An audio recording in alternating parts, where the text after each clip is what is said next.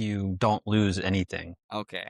That's fair, right? Well, Like I would I call it a double mean, crown if you won men's doubles or gender doubles as well as mixed doubles. And that's all you that's played. You true. didn't play singles. But if you played singles too, it's not a double crown.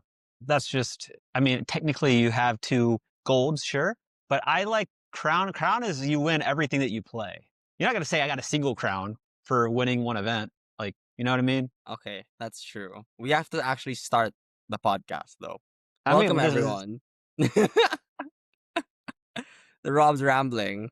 No, so that should be the new name of the podcast.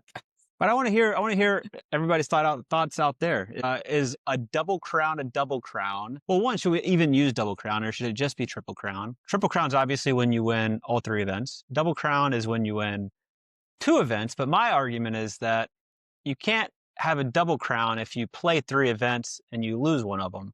I think if you're going to use the word crown, you need to win at least 2 events, and those 2 events need to be the only events you played. That's my argument for it. Even if one of those events is singles?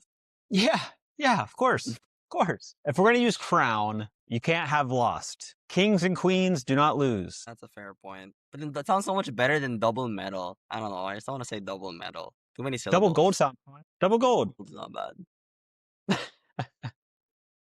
We'll get you on. Yeah, welcome everyone to Asia Pickleball Insider powered by Sports Predict. I am Migo, this is Rob, and we're just talking about pickleball. So, a lot happened. Asian pickleball. And the reason why we're talking about double crowns and triple crowns and all this is because of the recent DJO Vietnam Masters, which was a very exciting tournament. Saw a lot of highlights from it. The crowd looked to really enjoy it. The games looked really, really solid. You know, star of the show, of course. It was going to be QD. Yeah. And, Hometown hero. Hometown hero made it to the finals of all 3 events. Made it to the finals of men's, made it to the finals of singles, and made it to the finals of mixed. And almost got the triple crown, but instead walked away with just the double gold because he ended up losing. Got that right. I like that, Migo.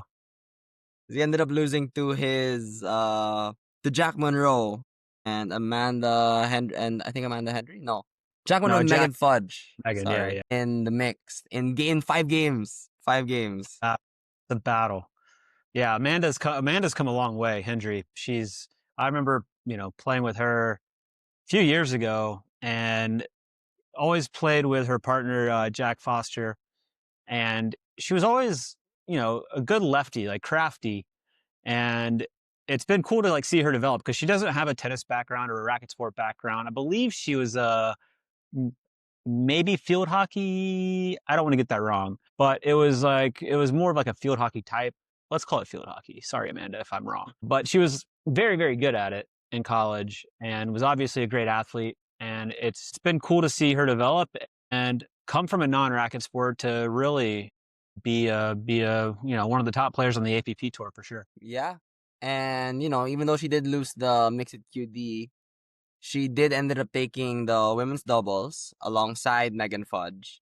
So, the APP players... For a double gold for Fudge, right? Because she played singles. Yep. She played singles, but ended up losing that to Sarah Dennehy. Oh, no, she did not make it to the finals. That was a double... Sarah Dennehy's Australian, right? So we had a double... Yeah. If I'm not mistaken. Double Australians in the women's singles finals. So Sarah Dennehy and Danny Townsend. Yeah. Which great result for Danny because does not come from tennis, comes from table tennis. So, but built perfectly for singles in respect to size and length and movement and reach. But I would say a little tougher transition because doesn't come from a pure tennis background, comes from a table tennis. So strength is going to be dubs out of the gate. I think she can develop into a great singles player. But when you're going against somebody that's got a racket sport background like tennis and singles especially, is what you're lacking is kind of that anticipation, the court awareness, knowing kind of the right spots to hit and the patterns, and all of that's very transferable from tennis. And if you don't have that yet, it's a little bit of an uphill battle on the singles side, just because we've got so many reps as tennis players from a young age, knowing how to structure points and how to move around the court, how to anticipate angles and just the math of it all. Yeah. And, it was a question we asked last week, where is QD still number 1 in Asia? I think well, singles, that answer came. Yeah. I don't think he played against Jack Wong, but he did play against Fook, who, he has 2 PPA golds already in singles. He's Yeah. beaten a lot of top players. QD 11. Pretty straightforward. Yeah, I think that was a clear, definitive answer in singles, and I think we said that too, right? It's like singles, or maybe we didn't say that. Maybe we said No, singles. yeah. Singles, he'd still be. Okay. Yeah, because his game's suited for singles, right? It's like, it comes from a great tennis background and great ground strokes. I'd like to see him hold the line a little bit more in dubs. He gets pushed off quite a bit. And I think I would have liked, because I watched some of that men's final, and it's tale as old as time, man. It's literally just, there are times where I don't want to, I gotta start learning Asian names better, but I believe it's Kwon Do. Kwando, yeah. Yeah, where he would be really patient, and then there's times where he would just like pull the trigger at random times, and it's just like, man, if you just stay on this a little longer. They were earning some pop-ups. They were getting some pop-ups from Jack off his backhand dink that was floating a bit. It felt like they pulled a little too soon most of the time. And that is like the nuance of what you see against like the good teams versus the really good teams and great teams, is that they're willing to go deeper into the point and really grind a little longer. And I think that was kind of the difference. I think they could have earned more pop-ups. But again, like sometimes you pull the trigger early because you're not super confident in your dinks and that you're going to be able to stay in it as long as your opponent's going to be, which is why it's really important going into tournaments and going into events that you just are incredibly disciplined on practicing dinks and keeping the balls down. Because then, like, if you can go into a tournament knowing that you can last all day dinking with somebody else, it makes you that much better because you can stay in points longer. And the longer you stay in the point, the more effective your speed ups are. So really important, I think, for all the players in Asia to take note of that and just wait for the spots. You don't have to pull it too early. You want to be confident in the dink rallies so you can go deep with some of the better teams that come over that are foreign. Yeah. But I mean, Kondo and Hian Trong did still put up a really great show against QD and Jack, who, Jack is still APP #1, if I'm not mistaken. And QD is QD. So, they took a game, forced it to 4, played really well, played really well throughout. And, still a They lot did. yeah. My point is, though, is that not changing anything about ability, keeping ability the same. If they're able to stay in those dink rallies longer, like, there's no reason they shouldn't win.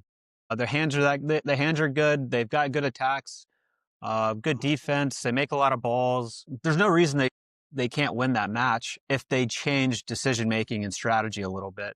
And I think that is a big piece of the puzzle here in Asia of what players are going to learn to develop, is a bit more patience, a bit stronger decision making, and it's important. Like, you see the highlights on social, and you watch the PPA in the States, and you see the highlights, right? But a lot of these points, man, 30, 40 balls deep into rallies, and all you're seeing is kind of the speed up and then the cleanup and mess up or the winner. Like, stay in the points. Be patient. Be patient, everybody. Yeah. Like, this, the speed up's scary when it comes from someone, from the guy who's been dinking the last 50 balls. Yeah. I Because saw a video, I think it was from Zane, talking about it was a recent game between Alshon and Diasco playing against J-Dub and CJ. yeah. And he was just focusing on the reactions of Alshon and Diasco to seeing J-Dub speed the ball up at them off the bounce. Yeah. And they were just shocked. Because honestly, even like, especially with J-Dub, it's a very rare for J-Dub to speed up off the bounce. He's built it into his game a little bit, but it's always been like one of the biggest critiques is that if you can get the ball to bounce to J-Dub, that you're going to be pretty safe. So yeah, it is surprising when he does speed up. So it makes it effective because he That doesn't do game, it that often. game he was ripping it that game. It was Yeah. crazy. But moving on to the main segment of this episode, this is in partnership with our title sponsor, Sports Predict. We have the pod picks. So PCL. We need like a jingle for pod picks. Like, sing a jingle. Pod picks. No, we gotta literally cut that one. Pod picks. Pod picks. Brought to you by API. I assume Sports Predict. Pod picks. Should have become a full-time singer. I hear it. Pod picks. Pod picks. Here we Yeah. get to pick one. So Pop, pop, pop, pop, pop, pop, pop. Picks. Okay, I'm done. yeah, Raul will make the jingle. So the PCL finals are happening in China in Well, the teams are gonna fly out, I think, tomorrow. Well, tomorrow or Wednesday here. So December 3, they'll fly out. I think you're flying out for December 3, right? Tonight. Tonight. Like 3 a.m. though. It's the worst flight in the world. It's Manila to Shenzhen. There's 2 flights a week. 2:55 a.m. You get in at 5 a.m. and then the next day is just a wash. So I go to the hotel. I'm gonna just go to sleep and then have my schedule be off kilter for the rest of the week, basically. Oh yeah. So yeah. Yeah, I'm And it's flying out. crazy because it's a 2-hour flight. It's like a 2.5-hour flight. So it's not like a crazy red eye. It's just like maybe I'm gonna go to bed. I should go to bed like at 4 p.m. and then try to wake up like at 11 or something. He's going for the grandfather sleep schedule. When do you go the 5th? Yeah. I believe on the 5th. So yeah, same. It's like a 2 a.m. flight. Oh, you're doing that one too. Yeah, I got to be there sooner than that. And it's good because I'll get there early. I can start like training and practicing. Nobody's ever here, Migo. Nobody to practice with. I'm working on it, trying to catch up. Give me like a year. Hurry up. But yeah, so the sports predict markets are out for the finals, and we have teams coming in from all over. You have a Thailand team. You have, I think, 3 Malaysian teams. You have Japan. You have India. You have a whole bunch, and a lot of the markets kind of string along that. Will a Malaysian team reach the semis? Will Japan reach the quarters? Yada yada. But I think the one that I find the most interesting to talk about would be, will 5 or more countries be represented in the quarterfinals? No. Well, it depends No? depends the bracket, right? Depends how spread out some of the teams are. No, well, it's I don't know how the quarters are gonna work, but isn't the first day round robins? You tell me, Migo. You tell me. You're the PCL coordinator. No, I'm doing that for here. I don't know what's going on in China. That's the guys on your shirt. Around sports. Pod picks. That was not a good one. Pod picks. Here we go. Pod picks. Get So your wait, pod why don't you think? picks. And So pod let's picks. say, okay, quarters. So let's assume round 5 out of 8 robins. different countries. So yeah, 5 different countries out of 8 in the quarters. So that would mean that as long as it's not 2 of each country, I mean, there's a lot of China teams too, right? there's a lot of China teams. Are they any good? I'm I'm going to go into assuming this there's a lot of knowing them.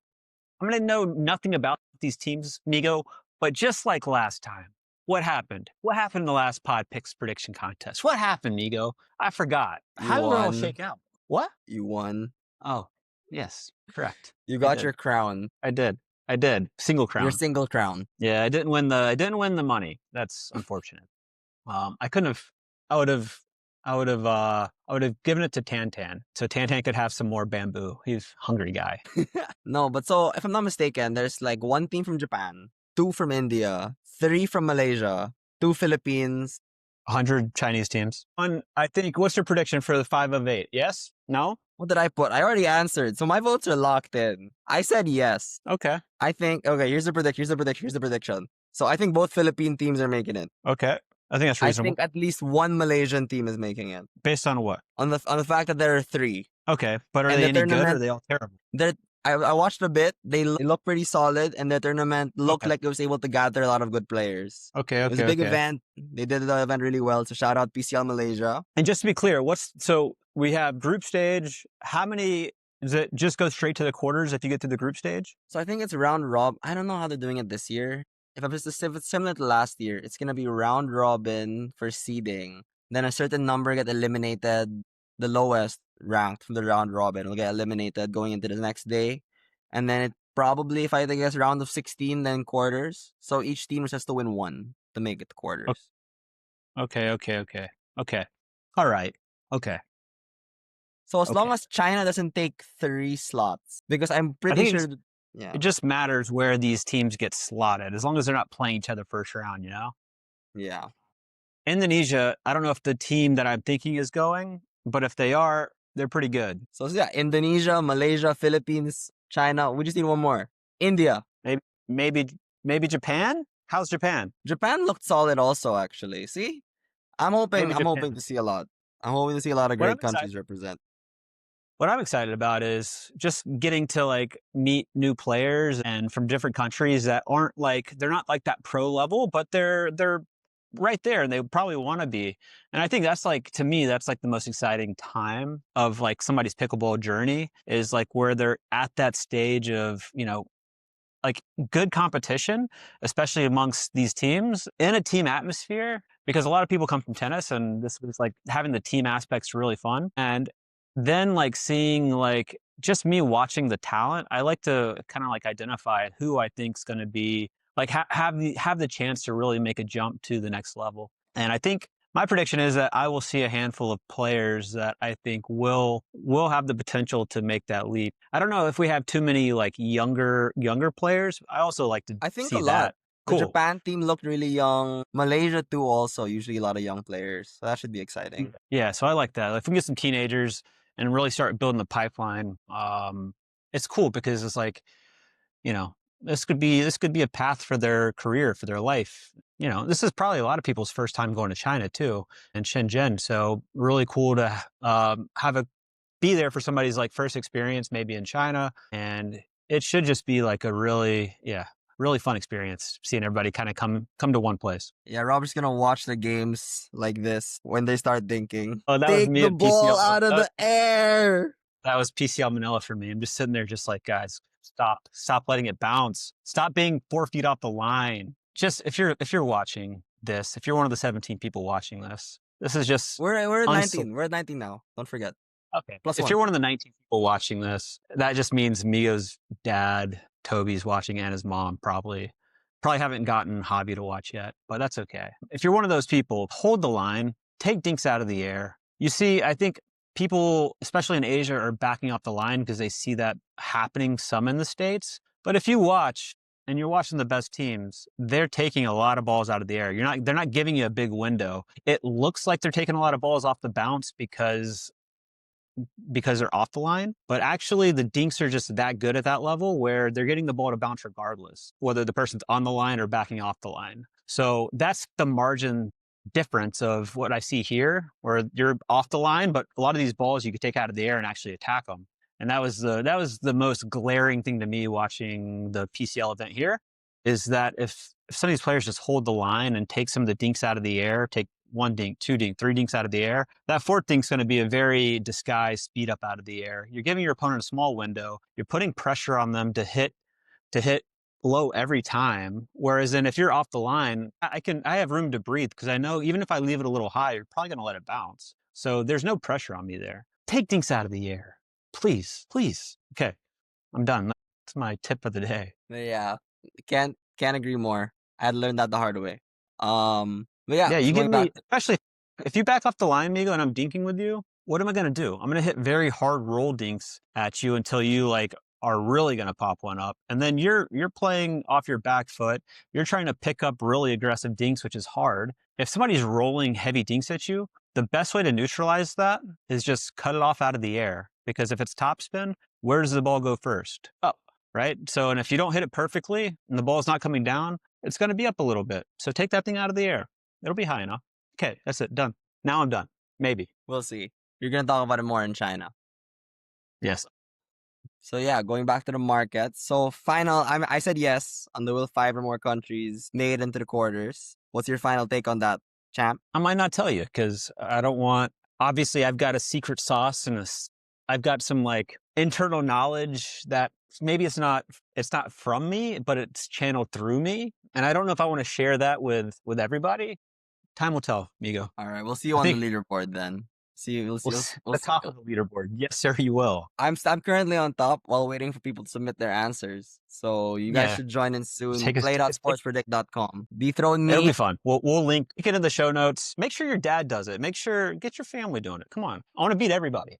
I don't want to just beat like the 500 people that signed up for it last time. I want to beat 1,000 people, 2,000 people. It would make me feel better. All right. I like your transitions. You're like, yes. And then you're like, Sure. on to the next topic. Not making it easy.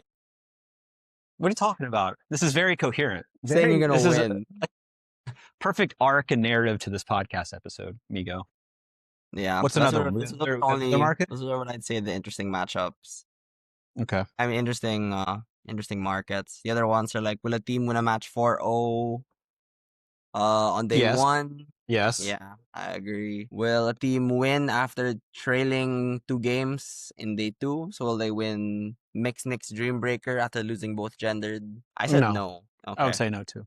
So we're in similar I boats. think But yeah, if I you guys think want to this hop in, is join in on the fun, I think play.sportspredict.com. Check it out. And just I think the difference with China versus Philippines, Migo, and this is a hats off to you and your dad, is that the parity in the Philippines worked out really well in respect to having pretty even teams across the board, which made the predictions really fun, which made the environment really fun. We didn't have too many lopsided 4-0 type matchups. So I would expect, since we're pulling from a bunch of different regions here in Asia, that the finals might be, even though they're the champions from each country, finals, I would predict, have a bit more disparity in level. And hopefully that levels out once we hit the knockout stage. But I think the group stage might be, we might have some clear cut 4-0s, some pretty big gaps, if you will. yeah, I think something just Same? little You think so? tangent, something about PCL that I find kind of interesting is unlike most pro tournaments, you're not well, it's up to the tournament how effectively the tournaments run, how well it's marketed to get the level of the players, right? The more players you're able to attract to your tournament, the better team you're able to field for your country, the better they're gonna doing for PCL. So in a way, it's almost a competition between Yeah. tournaments. Yeah. Agreed. So we'll see who Agreed. wins. It's But also, it's like, don't you guys like money? Don't you want to have a chance to win? Winning team gets what, 30K? Is that right? I'm going to sponsor a team next year. And then if my team wins, then I'm going to give the players a little bit, obviously, but I'm going to recoup my 1K investment into that team. Maybe I sponsor 5 teams. So I put 5K USD in, and then I hedge it a little bit. And once I win the 30, I say one of my team. Once my team wins the 30, maybe it'll be higher next year, then I will I'll take a reasonable cut for fielding the team and sponsoring the team, and then I'll pay out my teams. Like if you're a business person in any of these countries, why not do that? And then talk about, yeah, I mean, you're a team owner basically. You're a professional team owner essentially. How fun is that? Why wouldn't you do it? Yeah, it's Right? gonna be exciting. You're gonna There's play for one of the there's teams. Don't lie to yourself. You're gonna play for one of the there's the teams. transition again. Yeah, No, okay. Migo You're just gonna not play. Are impressed you with me not right gonna now. play for one of the teams that you sponsor? Not fair, not allowed. Well, it depends. I have to be a resident for a year. So according to the PCL Migo rulebook, unless you want to make an exception for me, Migo, You can ask Steve. maybe I can get my Filipino citizenship. Good luck with that. So you Speaking guys, of, maybe you guys can adopt me. I can be Roberto Claudio. that's my dad's. That's actually the B is short for that somehow. Ubi is short for Roberto. You gotta ask him about that. Yeah, I will. I will. I will. Talking about the Philippines though, there's a big conference here. Still ongoing now actually, with like the Global Pickleball GPF. Federation that's going on. So I said they're uniting, if I'm not mistaken. There's like a conference, and it's like GPF is uniting with the yeah. What would you know WPF. about? So they say. We'll see this when it happens. I mean, there's been articles written. The Dink's written an article. My buddy Eric Tice has written an article, I think, for the Dink. I don't think we're quite at a done deal. Hopefully, obviously, this would be the absolute best thing for the sport, because it's the one thing that's holding us back from kind of taking that leap into not just the Olympics, but also the SEA Games, which is Southeast Asia Games, the Asia Games, which, if you guys back from the States watching this, those are 2 really, really big events here in Asia. And those events really determine for each country the funding these sports get. So if you're a sport that gets into the SEA Games or the Asia Games, now you have all the countries in Asia, their governments actually backing the sport financially, building facilities. It's a really big deal. But that doesn't happen unless you have one organized body, not feeling scattered like you have multiple. We just need a clear, coherent organization narrative that we can share with different game organizers like the SEA Games, Asia Games, Olympics, etc. So hopefully it comes to fruition, and these guys can come together, put aside their differences, figure out a way forward, because it'd be the absolute best thing for the sport. Absolutely, yeah. It's I mean, Olympics is of course the main goal I think that everyone's looking towards. But yeah, there's so much benefit that comes from having this one unified body for the sport, and Yep. everyone's hoping we can get to. Is there anything else? I mean, I don't think so. I think we'll be able to record some content in China, which will be fun. Yes, right. So we're gonna try out something new in China. Bob's gonna get there a few days before me, but when I get probably if he wants to, if he has time, he's gonna get there at like 5 a.m. All I have is time, Migo. For you, not for everybody. For you, though. Also, I think maybe we record a live podcast. I think that'd be fun, just to mix it up. We live stream it.